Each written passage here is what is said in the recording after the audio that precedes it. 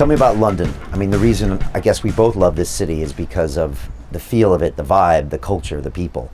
But if everybody works from home, can London still exist? And so my question is do we need to try to get this city back to where it was? Do we need people here, or does it cease to become a real city? No, you see, I don't believe any of this. I think, the one we had before the COVID was the high streets dying. Right. Shopping malls are dying. Let them die. It's a natural culling. All we're doing, we are incredibly inventive people.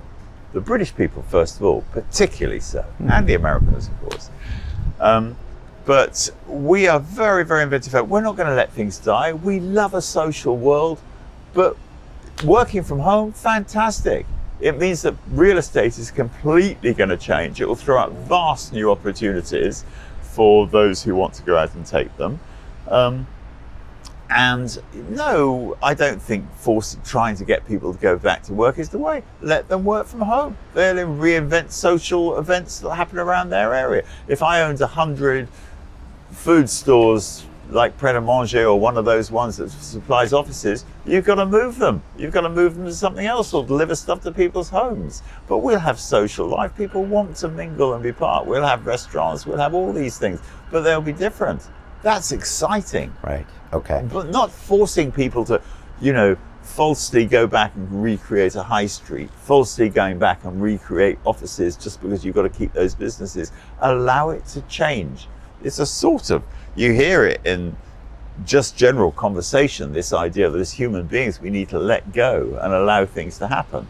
And it's a funny old thing that I've learned in life. When you have problems in business, in life and everything, I reckon that 80-90% if you do nothing, they work out. 10-20% you've got to have immediate and massive action to make them happen. But most people take immediate and massive action in order to control everything on all 100%. Right. What a waste of time. Right.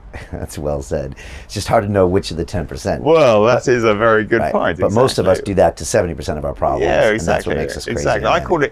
I call it educated instinct. You've got to follow your gut feelings on these things. There's a lot of different types of people. I'm very much a gut feeling people, and then I know a lot of people like Robin Rowland, who ran Sushi for many years. He was absolutely process-driven person. He always said I could never have started a restaurant like this. But if I have a load of problems, I write them all on a piece of paper. I'll prioritize them and I'll work through them one at a time. I don't do that. I sort of look at one. Nobody will ever come back. We got to do something about it now. There's different sorts of people. But that for me, that is the thing. You follow your instinct, but you educate your instinct. It's an educated instinct. So you find out more and more about stuff as you learn and get experience, and then you follow your instinct.